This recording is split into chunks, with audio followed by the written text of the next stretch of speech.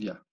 Bueno, buenos días con todos. Vamos a comenzar las clases relacionadas a lo que son, todo lo que es la parte ya, la estadística hidrológica, ¿ya? Sí, vamos a comenzar clases. No sé si es que de antemano tienen alguna inquietud, alguna situación sobre la materia. ¿Alguien tiene alguna inquietud? ¿O estamos todo correcto? No hay ningún problema, ¿no? Bueno, entonces, vamos a esta semana, como dije, vamos a finalizar el semestre. Esperemos cumplir con todo lo que es la programación de la materia y también podamos aprender. Yo ya les he puesto algún otro trabajo más adicional, uno más, el cual vamos a ver, esperamos que vamos a ver entre hoy y mañana. Entonces, continuamos clases, ¿de acuerdo? Entonces vamos a comenzar lo que es la estadística hidrológica, o sea, elementos de estadística, hidrología y elementos de probabilidad en hidrología. Esto habíamos visto en la clase anterior ya, habíamos ingresado ya a ver algunos conceptos básicos y fundamentales, los cuales vamos a continuar. Ya habíamos visto lo que es una serie histórica, serie anual y una serie parcial, que son las series que nosotros utilizamos o trabajamos dentro de la hidrología. ¿Sí?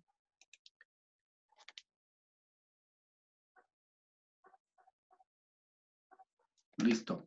Bueno, aquí hablamos un poquito de los eventos hidrológicos, del conocimiento de hidrología, la definición del comportamiento hidrológico y especialmente lo que se llama el tratamiento de variables aleatorias.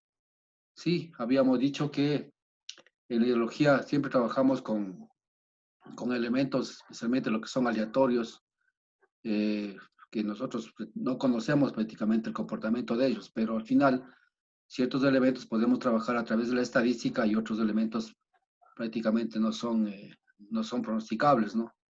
Entonces, dentro de esos temas vamos a trabajar. Ya habíamos visto también lo que es el análisis probabilístico y el análisis estadístico. Son las dos partes que vamos a trabajar. Sí, las probabilidades, es decir, la probabilidad de ocurrencia de un fenómeno o de un evento, y en este caso las muestras estadísticas o análisis estadísticos trabajamos más con lo que son las muestras. Esto habíamos avanzado, ya hemos indicado en la anterior clase. ¿Sí? Bueno, aquí habíamos hablado un poco de lo que son las probabilidades objetivas o posteriores y las probabilidades subjetivas o a priori.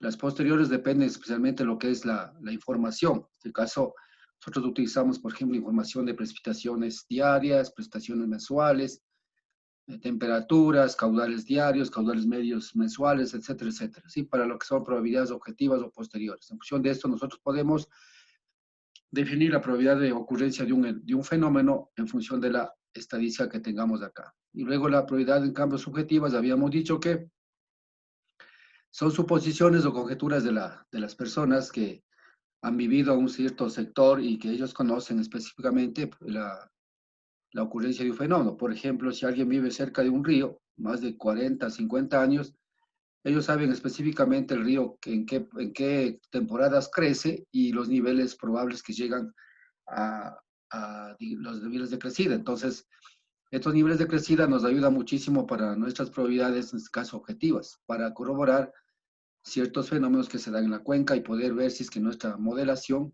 está acorde o no a la realidad de ocurrencia. Y consecuentemente en las probabilidades subjetivas no podemos saber exactamente con qué periodo de recurrencia se da. En cambio, en las probabilidades objetivas sí podemos ver la probabilidad de ocurrencia. Entonces, estas podemos relacionar dependiendo de las cotas o niveles alcanzadas por estas crecidas que nos da la gente que conoce el sector, podemos nosotros inferenciar y decir que estas crecidas que se dan en este río pueden ser para tal o cual periodo de recurrencia o periodo de retorno. Bueno, entonces eso se refiere, a lo que se refiere, digamos, se refiere a las probabilidades objetivas y probabilidades subjetivas, ¿sí? Específicamente entre las dos probabilidades lo que hacemos es una interpretación de registros históricos, ¿sí? Registros históricos y lo que hacemos es trabajar sobre muestreos, en este caso sobre muestras de datos y estas muestras pues interpretar e inferir a una probabilidad de ocurrencia de ese fenómeno a posterior, ¿sí? Entonces es lo que nos interesa.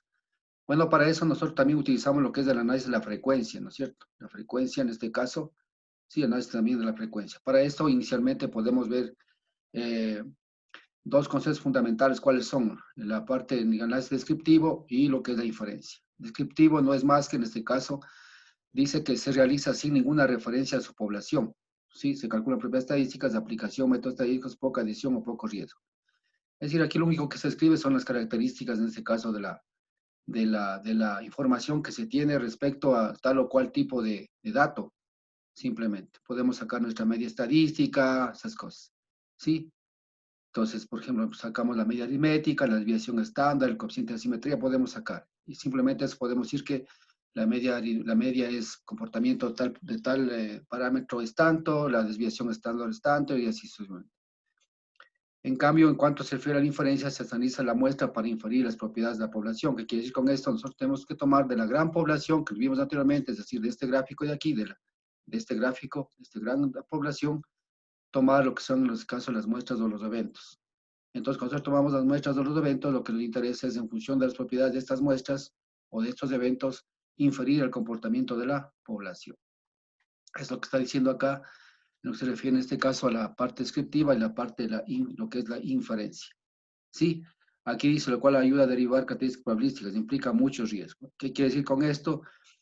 Nosotros, por ejemplo, lo que yo acababa de decir anteriormente, digamos, en una clase anterior, decía que nosotros, por ejemplo, para trabajar con 4 años de información, nosotros con 4 años de información no podemos inferir, decir que el comportamiento de los parámetros hidrológicos o climatológicos del sector son de esta naturaleza. ¿Por qué? Porque va a haber mucho riesgo. ¿En qué? Porque tenemos una muestra muy pequeñita y de pronto esa muestra puede ser que se tomó en la época una época seca, una época lluviosa, es decir, en una época donde no era la representativa del medio. Entonces, cuando trabajamos con esto, pues tenemos que tener mucho cuidado dependiendo de la información que tengamos. Por eso le había dicho de que mientras mayor cantidad de información tengamos, entonces podamos nosotros inferir este comportamiento de la muestra a todo lo que es una población. Incluso hay el concepto de clima, que nosotros trabajamos mínimo con 30 años para definir exactamente el comportamiento climático de una zona dada.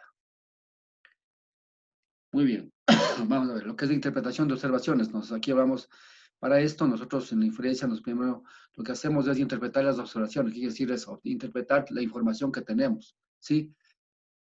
O sea, si tenemos, por ejemplo, el caso de nosotros unos anuarios, o la estación ahorita mismo que ustedes obtienen de la estación Pachimbi, por ejemplo, ustedes van a tener diferentes tipos de datos, por ejemplo, precipitación, temperatura, yo qué sé, leofanía, esta situación, ¿no es cierto? Y en caso de tener datos de caudales, podríamos tener datos de caudales diarios, caudales mensuales, etcétera, etcétera. Entonces, para nosotros poder tener hacer una buena descripción y hacer una excelente inferencia, en este caso, inferenciar a la población, tenemos que hacer un análisis de la calidad de la información, es decir, qué información tenemos, ¿no es cierto? Para la calidad de la información, lo que hacemos es que hacemos lo que es el análisis del relleno y la validación y la homogenización de la información. Con esta información, pues, partimos y decimos, ahora sí, la información es buena y, consecuentemente, podemos trabajar y poder obtener las características estadísticas de la información para poder inferenciar este comportamiento hacia toda una población, ¿sí? Y luego de eso, pues tenemos la buena información, podemos hacer los análisis respectivos y luego inferenciar sobre el comportamiento de la variable, ¿sí? Y aquí dice extracción del máximo de información de los registros. Bueno, claro, o sea, lo que queremos es que la información que tenemos acá, utilizarla con la mayor cantidad de información que tengamos, ¿sí? Y luego, pues, por supuesto, nosotros eh, para poder tomar decisiones, para poder planificar todas esas cosas, toda esta información traducimos en resultados. Estos resultados pueden ser a través de información gráfica, tablas, de ecuaciones, para tomar decisiones en lo que es recursos hídricos. Es lo que prácticamente nosotros debemos seguir estos pasos eh, en cuanto se refiere el análisis, desde la toma de información hasta la entrega ya prácticamente a los estudios definitivos. Estamos acá, ¿sí? Entonces, ¿para qué? Para primero hacemos el análisis descriptivo y luego para inferenciar. Entonces, yo cuando tengo estas tablas de información puedo decir muy bien, esta ecuación es representativa de tal o cual cuenca, de tal o cual sector. ¿En función de qué? En función de toda esta información que nosotros hayamos analizado, validado y luego trabajado con esta información. A eso es lo que se refiere. Entonces, nosotros tenemos que tener bien claro esto, por ejemplo, para hacer el análisis, por ejemplo, de crecidas máximas, aplicando algunas leyes estadísticas que vamos a ir viendo en esta parte. Ya, vamos a ver. No sé si es que hasta aquí tiene alguna pregunta, tal vez. Bueno, vamos a continuar. Conceptos de probabilidad. Bueno, esa diapositiva ustedes ya los envié, tal vez leyeron, pero vamos a ver lo que son conceptos de la probabilidad, ¿no es cierto? Entonces, aquí hay lo que se llama en este caso, lo que son los métodos estadísticos, ¿no es cierto? Que es basados en principios matemáticos que describen la variación aleatoria de un conjunto de observaciones de un proceso. Importan los datos en sí más que el proceso físico que lo produjo. Bueno, los métodos estadísticos no es más que la aplicación, en este caso, de la estadística a datos observados, a datos medidos, ¿sí? Inclusive nosotros, pues, para hacer el análisis, en este caso, de la calidad de la información, aplicamos datos estadísticos para saber el comportamiento de tal o cual tipo de información. Por ejemplo, para yo validar una información, yo me baso en tres aspectos fundamentales, que de pronto ustedes aprendieron eso en hidrometeorología. El primer aspecto, ¿cuál es? Yo analizo una información de una estación referente a otra estación en función de qué? En función de su cercanía. Entonces, en función de cercanía, yo puedo conformar una base de datos de estaciones cercanas entre sí, porque se supone que entre estaciones cercanas, más o menos, los comportamientos, parámetros, tanto hidrológicos como meteorológicos, van a ser similares, ¿sí? No iguales, similares. Entonces, yo ahí puedo tener el concepto de homogeneidad de información. Ya, la segunda parte, ¿cuál es? La segunda parte que yo debo tomar en cuenta para análisis de la información, ¿cuál es? Es los parámetros, el análisis de los parámetros estadísticos. ¿Cuáles son los estadísticos? Sí, los estadísticos son específicamente lo que son la media aritmética, desviación estándar y el coeficiente de variación.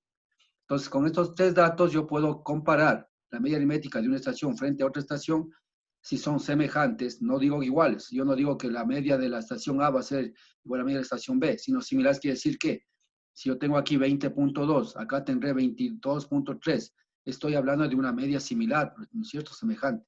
Pero si yo tengo una media de 20 y acá tengo una media de 60, entonces no tiene nada que ver la una con la otra. Entonces, quiere decir, el comportamiento promedio de esta estación es muy diferente al comportamiento promedio de la otra estación. Entonces, en función de eso, voy conformando también grupos de estaciones para yo poder hacer el análisis, la validación y la homogeneización entre estaciones, incluso para poder hacer relleno de información, relleno y luego validar la información. A eso se refiere específicamente. Entonces, la estadística desde ya iniciamos utilizando. Y después que ya esté validada la información, ¿qué pasa? Lo que hacemos es ahí sí ya, con esa información nosotros trabajamos aplicando son los métodos estadísticos, ¿cierto? Ya.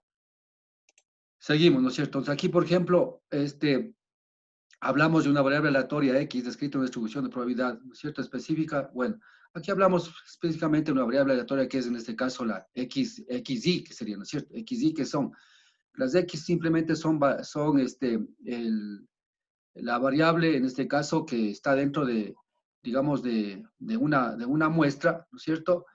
Y esta variable hay que hacer una comparación respecto, en este caso, respecto al estadístico que hemos calculado. Por ejemplo, si yo tengo una cantidad de valores, ¿no es cierto? Tengo un valor 1, un valor 2, un valor 3, en este caso. Sí, aquí tendríamos los valores, yo qué sé, el valor 1, pongamos aquí tenemos un XY. Pongamos que sea un valor de caudales, ¿ya? O de precipitaciones. Pongamos tenga 22, por ejemplo, ¿cierto? Tengo 22, tengo 25, tengo 30 y así. Un valor cualquiera. Entonces, ¿qué pasa aquí? Entonces, la variable aleatoria X, ¿qué pasa decir? Es esta la variable aleatoria, que pues, ustedes saben que incluso los fenómenos meteorológicos son altamente aleatorios, ¿no es cierto? Entonces, esta es la variable aleatoria X, la que está hablando acá. Ahora, si yo tomo esta serie de valores, pongamos acá, tengo acá, pongamos hasta 50 valores, número 50, y por supuesto aquí va a tener valores 50, ¿no es cierto? Algunos valores, 50 valores. Entonces yo puedo tener aquí una media aritmética de esta, ¿no es cierto? Una media aritmética de esta, no sé, pongamos que tenga una media aritmética que salga de 31, pongamos. Yo pongo ejemplo nada más, ¿ya? Una media aritmética. Entonces lo que estoy haciendo es, en este caso, esta es la variable aleatoria X, esta, ¿referente a qué? Referente a un estadístico, a una media estadística, en este caso a la media. El comportamiento promedio de la muestra es de esto. Pero aquí está el aleatorio. Entonces yo tengo que hacer una comparación, en este caso, que quiere decir que XY, ¿frente a qué? Frente a lo que es a la media aritmética de la muestra. ¿Cómo se comporta esto? Está dentro de la, está cumpliendo en este caso, una distribución estándar, una distribución normal estándar, o tiene una simetría positiva, simetría negativa. Entonces, es lo que está diciendo aquí, ¿sí? Entonces, frente a una distribución específica, dicen, ¿cierto? Distribución específica, en este caso estoy hablando de la distribución normal, por ejemplo, que nosotros vamos a trabajar con la distribución normal. Sí, y luego podemos hablar también de otras distribuciones, por ejemplo, la distribución Pearson 3, log Pearson 3, lo que sea. Entonces, esta variable tenemos que analizar referente a las diferentes distribuciones y referente a los medios de estadística, en este caso. Puede ser otra frente a qué? Frente a la desviación estándar. Puede ser otra frente a qué? Al coeficiente de variación, puede ser frente al coeficiente de asimetría, es decir, a diferentes datos estadísticos que pasa ese dato respecto a estas leyes de estadística, ¿no es cierto? Y lo que está diciendo acá, en cambio, es, digamos, en este caso, una muestra de valores. ¿Qué quiere decir esta? Exactamente, esta es una muestra de valores. Esta es una muestra de 50 datos de esa estación que obtenemos y estamos trabajando el componente de esta variable aleatoria frente a este estadístico, ¿no es cierto? Entonces aquí, por ejemplo, ya hablamos un poco lo que es la frecuencia relativa. Miren aquí. Entonces la frecuencia relativa que ustedes aprendieron en estadística, que es igual. Entonces igual al NI, en este caso al NI, o en caso de algunos libros está como NA, en caso de mi libro está como NA, ¿no es cierto? En los libros, 28, sobre N. Sobre N. ¿Qué quiere decir este? Quiere decir que cuántas veces este elemento se repite dentro de toda esta serie de datos. ¿Qué quiere decir esto? ¿Cuántas veces XY se repite dentro de esa serie? ¿En qué? En los 50 datos, en este caso N sería igual a 50 datos. Entonces hay un saco que se llama en este caso la frecuencia relativa. Sí, así siempre trabajamos con esto. Después vamos con frecuencia acumulada, ¿no es cierto? Y después vamos a estos datos ¿a qué? A ajustar a una ley de distribución que podría ser en este caso la distribución normal, la Pearson 3, la Gumbe, lo que quieras, y las distribuciones que nosotros queramos. Entonces, para esto vamos a aprender un poquito lo que es los ajustes y todo lo demás. Aquí tenemos que estar bien claro lo que es una frecuencia relativa, una frecuencia acumulada, y también lo que se llama en este caso los intervalos de frecuencia, que se deben acordar en estadística, ¿no es cierto? Entonces, más cuando hacemos ajustes, trabajamos más con intervalos de frecuencia. ¿Qué quiere decir el número de elementos? Estos de XY que se repiten dentro de cada intervalo que yo he definido, ¿de acuerdo? Sí, definido. Y de acuerdo en función de esto está lo que se llama, ¿qué se llama acá? Lo que se llama en este caso para hacer los ajustes a través de lo que es la chi cuadrado, lo que es en este caso el Colgomor, ¿no es cierto? Toda esa parte trabajamos. Porque aquí trabajamos en función de qué? En función de grados de libertad. Ya les voy un poquito abriendo la mente, que nosotros tenemos que tener todo esto presente, porque todo eso vieron en estadística ustedes. Muy bien, continuamos. Entonces, a esto se refiere a que ya vamos ingresando ya a lo que es la frecuencia relativa. Si alguna cosa no me entienden, por favor, me preguntan, porque esta parte tiene que ser básico para nosotros tener más de arriba los conceptos. Bueno, aquí vamos a la probabilidad de ocurrencia. ¿Sí? Acá hablamos ya de qué. Acá hablamos de una frecuencia relativa, en este caso del NI sobre NA, del NI sobre N o NA sobre N. Da lo mismo, ya. Acá hablamos de probabilidad de ocurrencia, hablamos que, aquí dice, miren, M sobre N. Este M sobre N, ¿se acuerdan lo que era? ¿Se acuerdan lo que tuvimos ¿se acuerdan lo que tuvimos acá? ¿Qué era? Esta era la probabilidad de Weisbach prácticamente. ¿Se acuerdan aquí? ¿Sí? Esta probabilidad de Weisbach, la que ustedes utilizaron ¿para qué? Para hacer la curva de duración general, ¿no es cierto?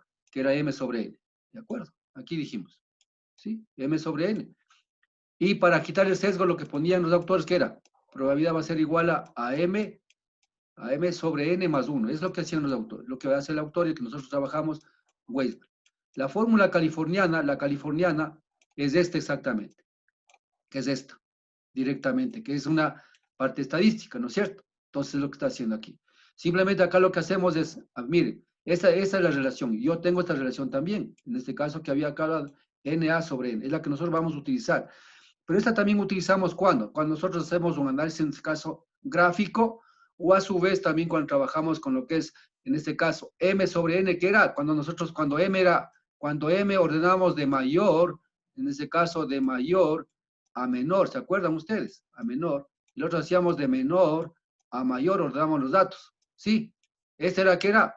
Era la probabilidad de qué era esta. La probabilidad de ocurrencia, ¿no es cierto? Era la probabilidad de ocurrencia y esta era la probabilidad de qué? De no ocurrencia, ¿se acuerdan ustedes? Entonces aquí hablamos ya de probabilidades. Entonces estamos un poco hablando entre lo que es probabilidad de ocurrencia y la probabilidad de no ocurrencia. ¿Por qué no ocurrencia? Cuando trabajamos con no ocurrencia es cuando nosotros diseñamos obras hidráulicas, diseñamos ¿para qué? Que existe una probabilidad de que no ocurra un fenómeno mayor al caudal de mi diseño. En cambio, en curva de duración general, me interesa que haya mayor caudal de la que yo estoy tomando para mi diseño. Eso tendrán bien en mente, muchachos, ¿sí? Entonces, estas dos cosas, por eso aquí estamos dando un poco de eso, ¿no? Bueno, axiomas. ¿Cuáles son los axiomas? Esto no es problema, pues primero axiomas. ¿Cuáles son los axiomas?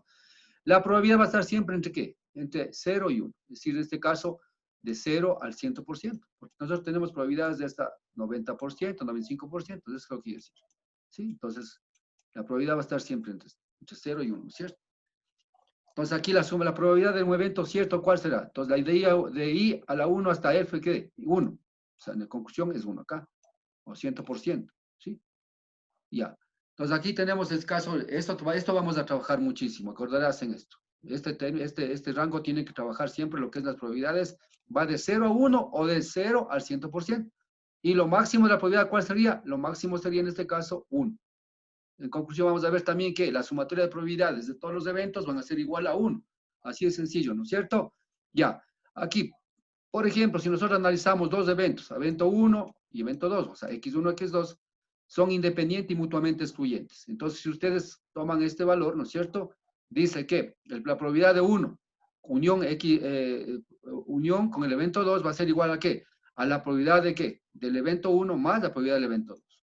¿Sí? Esa es una ley en este caso como de los conjuntos, pero al final nosotros trabajamos en probabilidades de esta naturaleza. ¿Sí? Aquí hablamos de unión. Entonces, acá arriba teníamos este caso, teníamos esta cosa aquí. ¿Sí? Aquí. Entonces, aquí estábamos en este caso, la probabilidad de, este es el X1 y este es el X2. ¿Sí? Entonces, la unión es simplemente ¿qué? Es de todos los elementos, todos los elementos. Y acá, en cambio, tenemos lo que es la intersección, ¿no es cierto? Vamos a ver despuésito lo que es la intersección. ¿Sí? Intersección de conjuntos. La unión es todos los elementos que se encuentran en el elemento A y todos los elementos que se encuentran en el elemento B. Por eso dice unión, probabilidad de X1 más probabilidad de X2. Estos son, en este caso, independientes y mutuamente excluyentes. Ahora vamos a ver eventos independientes. ¿Cuáles son? Si la probabilidad de ocurrencia del uno no afecta a la ocurrencia del otro. ¿Sí? Es decir, si el evento 1 ocurre, si este evento 1 ocurre, no afecta a este evento 2. Es lo que quiere decir. ¿Sí? Y excluyentes cuando la ocurrencia del uno imposibilita la ocurrencia del otro. ¿Sí? Excluyentes cuando ocurre este evento, ya no ocurre este otro. Es lo que quiere decir. ¿Sí? Entonces, imposibilita, dice la ocurrencia del otro. Entonces, estas probabilidades también nosotros vamos a manejar dentro de lo que es la parte de lo que es la hidrología estadística, ¿de acuerdo? Esto tal vez ya vieron le vieron ustedes en estadística. Entonces, esto estoy repitiendo más lo que ustedes ya vieron. Ya, aquí hablamos justamente de la probabilidad total. Sí, la probabilidad total que es igual. Yo tengo, por ejemplo, aquí, sí, yo tengo muchos eventos, evento 1, evento 2, lo que quiera, ¿sí? Entonces, aquí tengo. Entonces, miren, aquí tengo el espacio muestral. Acá decíamos, acá teníamos este espacio muestral aquí. Este es el espacio muestral, sí, este es el espacio muestral. Sí, y aquí tenemos eventos, evento A, B, puede haber C, D, ¿sí? Entonces, lo que quiero decir de todo esto, lo que estoy cogiendo es uno o dos eventos y tratando de analizar esos eventos. Es lo que estoy diciendo acá. Y acá es lo que dice esto, ya. Aquí. Entonces, ¿qué quiere decir?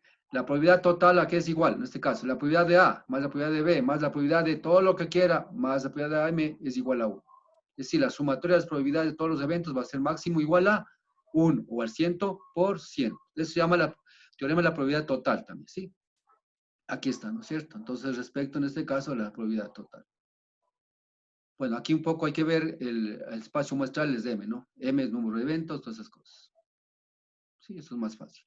Ya, ahora sí vamos a ver lo que es la complementariedad. ¿Qué quiere decir complementariedad? De pronto está bien haber visto. Entonces, si quiero decir que en este caso yo tengo, por ejemplo, vamos a ver, esto, ¿no es cierto? Así. Ya. Entonces yo tengo aquí el evento A. Aquí tengo el evento A. Sí, aquí tengo el evento A. Ya. Entonces este evento A es parte en este caso de ¿qué? Del espacio muestral. En este caso de todo este espacio muestral. Entonces, ¿qué quiere decir este? La complementaria es que si es que dice, a ver, vamos a ver, primero complementariedad, ¿cómo le simbolizo? Con A, en este caso A media, ¿sí? Es complemento de A. Entonces, ¿qué quiere decir esto? Si yo saco la probabilidad de A, ¿no es cierto? La probabilidad, ¿qué quiere decir la probabilidad? Probabilidad de A, ya.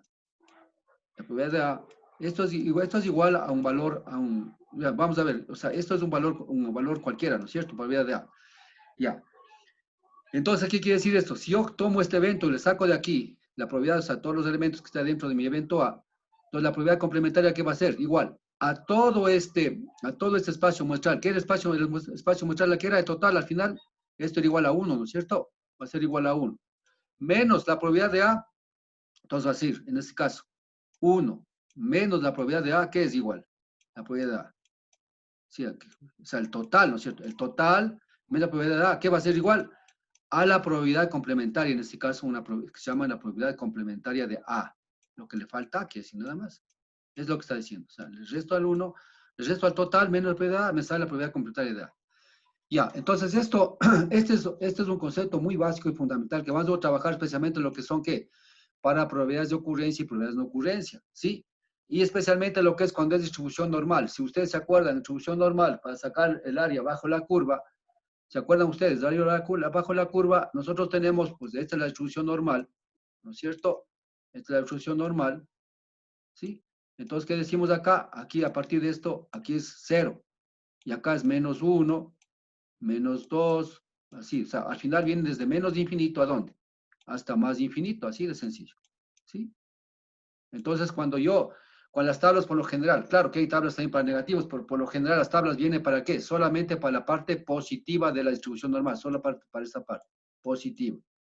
Pero yo puedo calcular, en función de la positiva, puedo calcular el área que está en la parte negativa de la distribución normal, acá. ¿Cómo hago?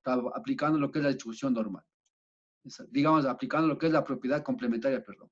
Entonces, con eso yo calculo, en este caso, la probabilidad de ocurrencia de un fenómeno cuando está ajustándose a la distribución normal. ¿Sí? Entonces, esto un poco para entender lo que, esta es una fórmula que tenemos que tener aquí en la cabeza, pero para todo. ¿Sí? Y ya, aprendido esto, ¿no es cierto?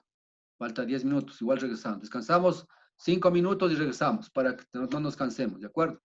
Vamos a avanzar. Entonces aquí tenemos la probabilidad condicional, en cambio. ¿Condicional qué es? La condicional es que ocurre un fenómeno o un evento A, en este caso, ocurre el evento B siempre y cuando no ocurra A. Es lo que quiere decir la probabilidad condicional. O sea, para que ocurra B, tiene que no ocurrir A. Entonces dice la probabilidad de B respecto a A es la probabilidad de A, intersección B, sobre la probabilidad de A. Entonces, es la condicional. Es decir, para que se produzca B, no tiene que producirse A. ¿Sí? Correcto.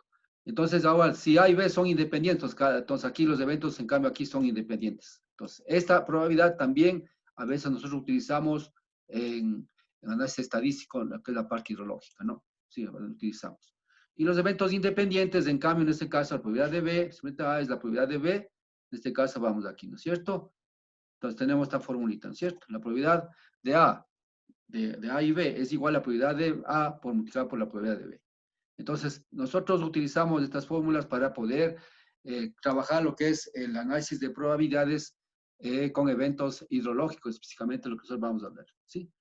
Hay que entender que, ¿por qué trabajar mucho con probabilidades? Porque despuésito vamos a ver que la probabilidad también la probabilidad también es la inversa del periodo de retorno.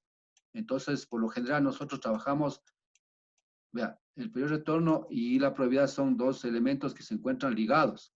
Si bien es cierto, es inversamente proporcional, pero al final todo periodo de retorno tiene su probabilidad de ocurrencia. ¿Sí? Entonces, por eso decíamos que el periodo de retorno no es un evento cíclico, sino más bien es un probabilístico, de acuerdo a lo que nosotros estamos viendo acá. ¿Sí? Es probabilístico. Bueno, entonces con esto ustedes vamos a hacer un ejercicio, vamos a ver aquí un ejercicio hecho con datos del INAMI, ¿no? Estación Isobamba, en este caso, pues una estación digamos, una estación desde de las mejores del país, que está en Quito acá, en la salida a Quito, pues en INIAP, que es esta, bueno, tiene todos los datos meteorológicos, eso tienen todo, ¿sí? Tomado hasta el 2007, ¿sí? Eso está en el libro mío, ¿no? Por si acaso, ¿no? Bueno, entonces lo que tomo aquí simplemente, ¿qué son? Lo que quiero es que estos datos prácticamente, quiero analizar ya eventos, aplicando justamente estas propiedades propiedades complementarias, propiedades de estadística, y sacar lo que son frecuencias acumuladas y frecuencias relativas, y al final también lo que quiero es, ¿qué es? Estos datos quiero ajustar a una ley de distribución. En este caso, la primera ley de distribución que nosotros vamos a trabajar siempre, ¿cuál va a ser? Va a ser siempre, en este caso, la distribución normal. Todas las leyes estadísticas se basan inicialmente sobre lo que es la distribución normal. Si la distribución normal, la característica fundamental es que aquí, entonces, ¿qué? Que la media aritmética, ¿qué es igual? La media aritmética va a ser igual a 0 y la desviación estándar, ¿cuánto es? Igual a 1. Esa es la condición para que sea normalizada, ¿no es cierto? A partir de esto, bien, todo esto es positivo y a partir de esto es negativo. Sencillamente. Y aquí vamos valores para 1, 2, ¿hasta dónde? Hasta el infinito. Y acá, negativo hasta el menos infinito. Es decir, ¿qué quiere decir con este? La distribución normal, esta es la función, ¿no es cierto? La f de x o la f de z también le llaman, ¿no es cierto? Vamos a ver cuál es la ecuación de esta. Entonces, esto tiene una ecuación acá, ¿no es cierto? El integral de tanta cosa. ¿El integral de qué? De esta curva. Entonces, lo que nos interesa ver es la probabilidad de qué? De que algún elemento caiga en esta zona. Esté entre este valor y este valor, o esté entre este valor o este valor, o esté entre este valor o este valor. Entonces, para eso hay unas tablas que se llaman tablas de la distribución normal o cálculo de áreas de la distribución normal. Si no queremos calcular las áreas, simplemente ¿qué haremos? Calcularemos la integral de la ecuación de la, en este caso, de la distribución normal. ¿Sí?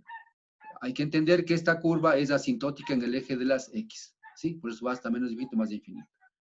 Ya, bueno, por eso hay valores hasta valores de 3 y 4 hasta acá y 3 y 4 hasta acá. Los demás prácticamente son valores casi no son perceptibles, ¿no es cierto? Bueno, aquí tenemos una serie estadística, como ustedes pueden ver en la presentación. Aquí dice, bueno, no es prestación listados, ¿qué es lo que está pidiendo? Calcular, dice, miren, la probabilidad, dice, ¿no es cierto?, de que la prestación anual P en cualquier año sea menor a 1.200, mayor a 1.500 y que esté entre 1.200 y 1.500. Exactamente.